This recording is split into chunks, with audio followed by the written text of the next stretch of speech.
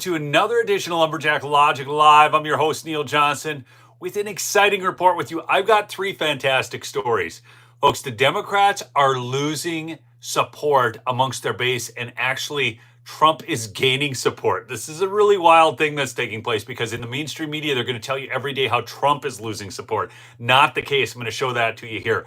I've got another one here. I'm really excited about this. But Trump is now saying he secured. Remember the trip to the Middle East where we saw $2 trillion in investments coming to the U.S.? Now we're up to $9 trillion. No president has ever done anything like this before.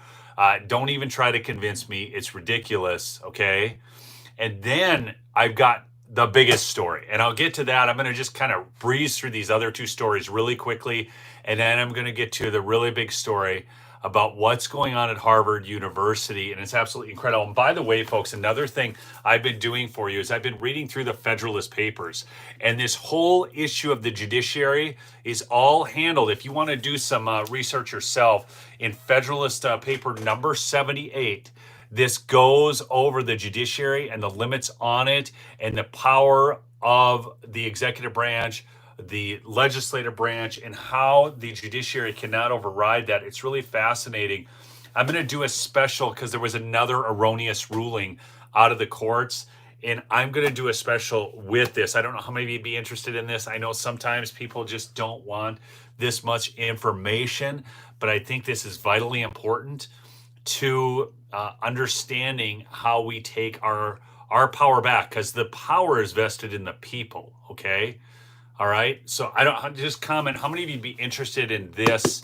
Talking about the Federalist Papers and these erroneous court rulings, because I've been reading on this and I think it's fascinating. I don't think most people really understand how our government was set up and how the courts are actually hamstrung. They don't have this wild authority to just go trounce on the executive body. So as I get into the news here, look, some of you would be interested. I am guaranteeing you, I'll do that stream and it will not go as big as other streams. People, I think it's sad that people are not interested in actually going back to this. This, our people perish for a lack of knowledge. The knowledge is here and in the Constitution and in your state constitutions.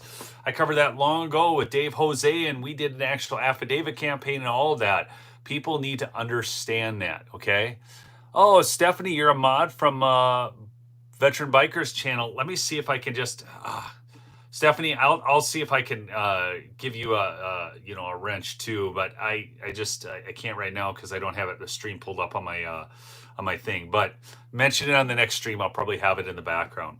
All right. So Trump says 9 trillion of. Well, here, let me go to this one first. Okay, they're losing their own voters to Trump. Latest polls take surprising turn for Dem voters. President Donald Trump saw a surprising increase in his support among Democrats, according to one new poll. Quantis Insights found that Republican commander-in-chief, long a polarizing figure that the vast majority of Democrats dislike, has risen 4 points with members of the Democrat Party per Newsweek. Newsweek, certainly not a bastion of conservatism, although I will say they play it more down the middle than a lot of these outlets. The poll was taken on May 18th to 20th and had a margin of error of 3.1 points. While the increase was a pleasant surprise, Trump still has a mere 11% job approval with Democrats. I mean, these Democrats have been so mind-baked for so long, it's wild. But his approval with Democrats are rising, okay? Now, here's another one. 9 trillion in investments, folks, being injected into the U.S. economy. By the way, I do need to mention my sponsor really quickly, Birch Gold. In July, there's a global summit of BRICS nations in Rio de Janeiro. The bloc of emerging powers, China, Russia, India, Iran, are meeting with the goal of displacing the U.S. dollar's reserve currency. They're calling it the Rio Reset, folks. Now, Trump is doing a lot to strengthen the dollar, so you can look at this a few different ways. But the bottom line is, any of these countries, and the fact is Russia, we attacked Russia's currency. Russia went to gold-backed currency and did quite well. The ruble did not crater like the Biden regime wanted it to.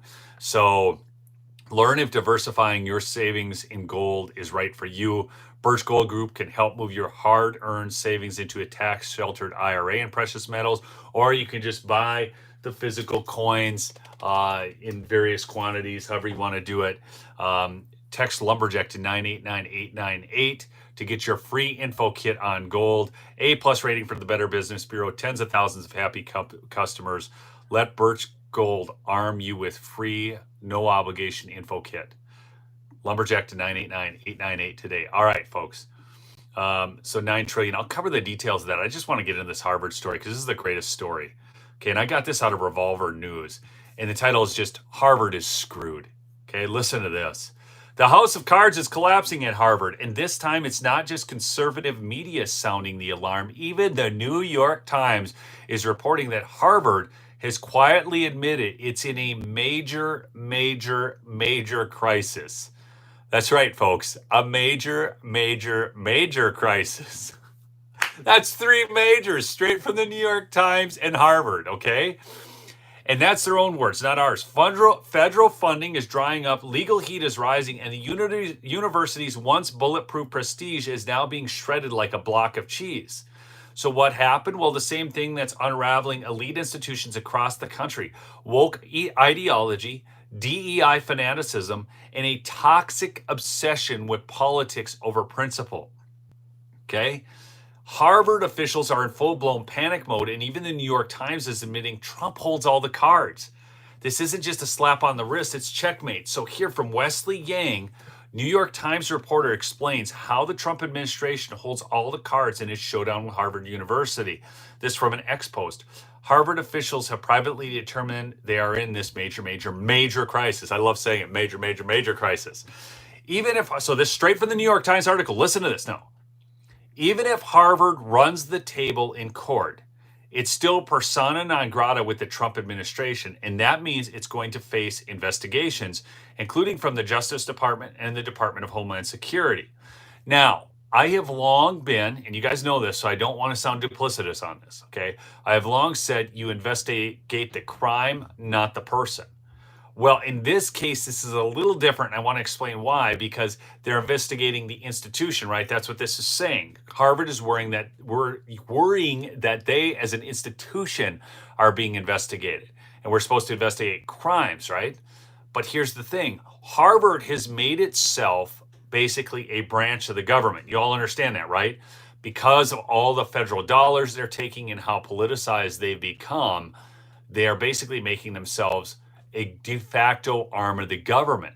As a result of that, we are supposed to investigate the government.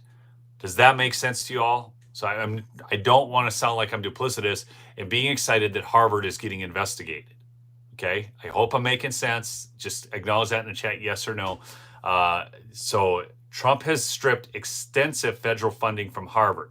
Now, let's say a judge gives back all that money for this year. So let's just say that Harvard wins this, right? And they get their taxpayer-funded money back because we know what's going on with these judges. That's why I tell you, I'm going to do this upcoming stream.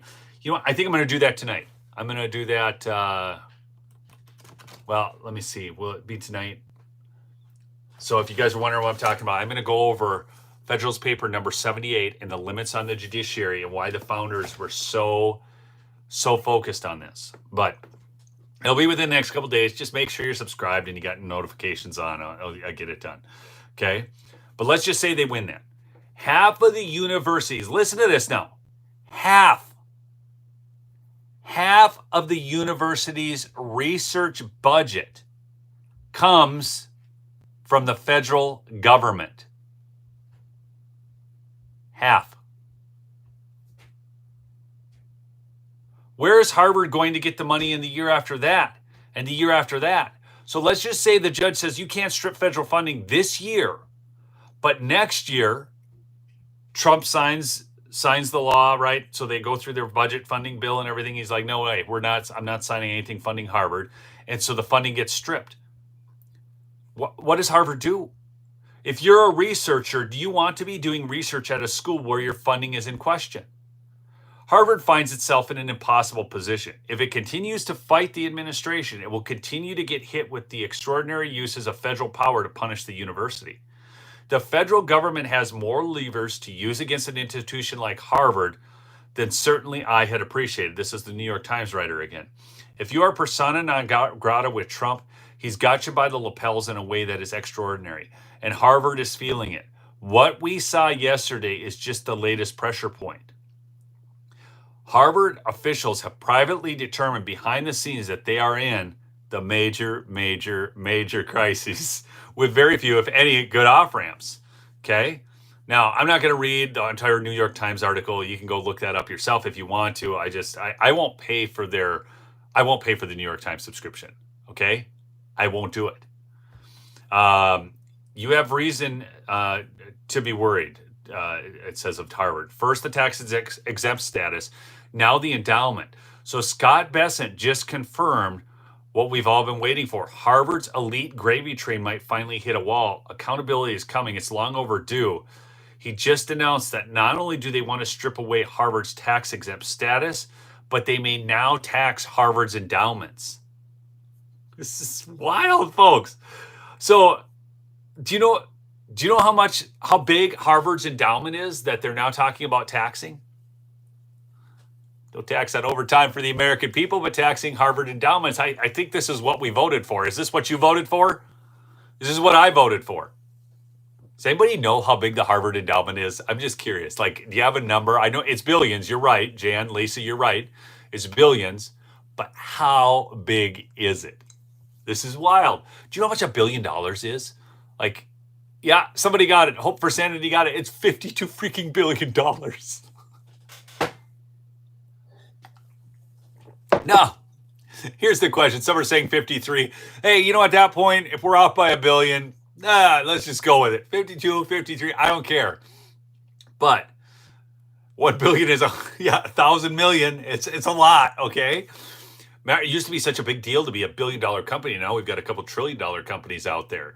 But that's all because our dollar has become worth has lost 87% of its value when we took it off the gold standard. Again, text Lumberjack to 989-898 to get your free info kit on gold, folks. I mean, I'm a big believer in gold. I saw somebody on the channel the other day comment, well, don't talk about gold as an inflation hedge. How can you say that? Well, because if the dollar loses value and gold gains value, that's the definition of an inflation hedge. I don't understand what people think, okay? But here's the question. If they've got a $52 billion endowment anyways, why do they need 50% of their research budget to come from you? Huh? What? Why do they need that? Does anybody out there have a good reason? And what is Harvard doing with their research? Did they tell us that the jab was safe and effective? Were they involved in any of those studies? What are they doing that's helping you? I'm sure there's something. Honestly, I'm sure there is something, okay? I mean, I'll give them that. I'm sure there's some good studies going on, but most of it's just left-wing propaganda. Here's a close-up of the New York Times article, and this is where the panic really sets in. Harvard officials are quietly admitting behind closed doors that they're in this major crisis, right? And no good off-ramp. The same elite university that once strutted around as untouchable is now scrambling, totally cornered by a man they thought was a joke. Do you remember this? All these lefties and all these Harvard elite educated folks were running around saying Trump was a joke. And now they're cornered by the guy they said was a joke.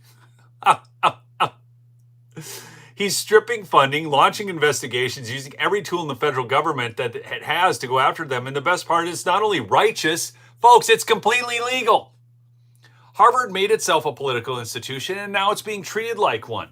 Trump is showing, this is what I love so much, people. Listen to this next sentence. Trump is showing exactly how to dismantle the DEI empire using their own playbook. Bureaucratic muscle and public exposure. This is huge. He is dismantling. This is across the country. DEI jobs are cratering, okay? And he's showing how to dismantle that DEI empire, because it was an empire. If you guys haven't seen Am I Racist by Matt Walsh, how many in my audience have seen the Am I Racist flick by Matt Walsh? Absolutely. One of the funniest things I've ever seen, okay? Absolutely redonkulously funny. You've got to watch it, okay? Go find a way to watch it, or at least watch some of the clips, something. It is hilarious, okay? As a 10. I mean, but that empire is cratering, okay? But he's using the Democrats' playbook against them, and this is what's so big, because for so long, Republicans have been a bunch of spineless cowards. Stephanie saw it. A bunch of spineless cowards, and they have not been willing to do what needed to be done, right? Y'all know this. I mean, what has been our biggest beef with the Republican Party? I'm gonna just try and mod Stephanie here. Here we go. I'm gonna add as moderator. Stephanie, you now have a wrench. All right, I took care of business. I got it done. But back to this here. I love this. I love the fact that Trump is willing to do what no other Republican has been willing to do. Okay. And I honestly, a lot of people say, well, they're two-faced. I saw that comment, or they're compromised. A lot of things like that, right? I actually think it's almost worse than that. And here's what I mean by that. So the Democrats use all these tactics, but see, the Democrats actually believe enough to use the tactics. Am I making sense to you? I'm not saying they believe right. I'm not saying what they're doing is right. But it's like an Islamic extremist, right? I agree with nothing that they're doing. But they have enough, it sounds really whacked, okay? But you got to hear me on this. I don't want you to take me wrong, because they have the courage of their convictions. Am I making sense to anybody? I'm not saying that what they're right. I'm not saying anything. But they are willing to hide out in caves being blasted by bombs because they believe in their stuff. Well, Stephanie, I know it's not necessary, but sometimes I only have Lisa and Michelle on, and if they get big, it's good to have you. So that's all I'm saying. And the left believes in these evil convictions. Okay, so they do crazy crap, and yet we have Republicans who don't have any courage in their convictions. So they aren't willing to do a thing. Nothing. Okay? They're so concerned about the media and what the media might say about them. I can you imagine? So last night I had my kids watch Hacksaw Ridge. Have you ever seen it? But it's a story of Desmond Dawes, who won the Congressional Medal of Honor. He had the courage of his convictions. He was unwilling to carry a rifle. He's the only conscientious objector to ever win the Medal of Honor. It's a wild story. If you haven't read about it or seen the movie, I encourage you to do so. He had the courage of his convictions, and incredibly hard things were done. These Republicans don't have the courage of their convictions to do things because they're afraid of a little. It's like when Christians today talk about persecution. Have you ever read the book From the Voice of the Martyrs? Okay. What's it called? Tortured for Christ. Tortured for Christ. Have you ever read this book? It's phenomenal. These people had the courage of their convictions. Somebody super chatted me here. I think leftists believe in their cause more than Christians believe in theirs. Most Christians seem to only care about the slogan. Exactly. Thank you, Immortal Legend. So there, I'm going to heart that because it's great. So here's the thing. They were literally, preaching to Russian guards while getting beaten and having their kids beaten in front of them. Okay? And talking about the love of Christ. This is the courage of convictions. It is next level. I read the book. It's a tough read. But Christians today talk about being persecuted because when they share the gospel, people don't like it. Republicans talk about persecution because the liberal media is lampooning them. What is this, right? And so Trump goes out there. He doesn't care if the media is lampooning him. He has the courage of his convictions. That's why we all like him. Do me a favor, smash that like if you would. Chat in with where you're from if you're new to the stream, and smash that like. But definitely, for sure, chat in with where you're from. Okay, so I'm going to go to what kind of some of the thing that started this whole thing with Harvard. And why they're losing so badly right now. This back from May 2nd, so I'm going back 25 days ago. Harvard tried to mess around and they just found out Trump's not playing. Harvard may have pulled a stunt that did them in once and for all. Just one day after it was revealed that Harvard Law Review awarded a $65,000 public interest fellowship to a student facing criminal charges for assaulting a Jewish classmate, President Trump made it clear he's done playing nice with these elite institutions. Trump took to Truth Social and announced plans to yank Harvard's tax-exempt status, saying if Harvard wants to attack like a political machine, it should be taxed like one. And he's right. We're not picking, now this is Revolver. He said, now let's be clear, we're not picking sides in the Israel versus Palestine conflict. We support free speech across the board, especially the controversial stuff. That's what a free country is supposed to protect. But assault is not free speech. Violence is not activism. And when a student charged with assault is rewarded with a cushy fellowship at CARE, an overtly political and very sketchy group, everyone should question whether the decision was driven by merit or politics. And by the way, folks, I'm just going to say something. This might be unpopular with some, but I'm just going to tell you where I'm coming from. And if it makes you upset, well, by all means, go listen to somebody else. But I'm not a moral equivalency guy in the Palestine Jewish fight. The Palestinians need to rid Hamas from Palestine. Okay, just like we had to rid the British from America. Okay, that's it. If they want to prove that they're pro-peace, they need to get rid of Hamas. That's it. Okay, so the Harvard Law Review awarded a $65,000 fellowship meant to serve the public interest to Ibrahim Barmal, the Harvard law student who faced criminal charges for assaulting an Israeli classmate. Barmal is one of this year's recipients of the Harvard Law Review Fellowship, Ira Stoll of the Editors reported. The program supports recent Harvard Law School graduates. Barmal is set to graduate this month with a demonstrated interest in serving the public interest through their work and scholarship. So tell me how this guy has demonstrated an interest in serving the public interest through his work and scholarship. Comes with a $65,000 stipend that funds each fellow's work in public interest related role at government agency or nonprofit organization. This goes straight to the heart of what we've been dealing with all along through USAID and others, which is all of these non-governmental, nonprofit organizations, okay, are just absolute crap. And giving them money is not in our best interests. Okay? Now I'm going down here.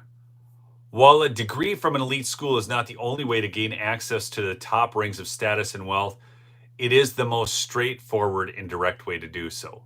Do you guys realize that if you, let's just say, had a degree from Harvard University, that you would have a chance at a much higher paying job simply because of the status of Harvard? So how do you change that when the institution has become overtly political and is trying to destroy America?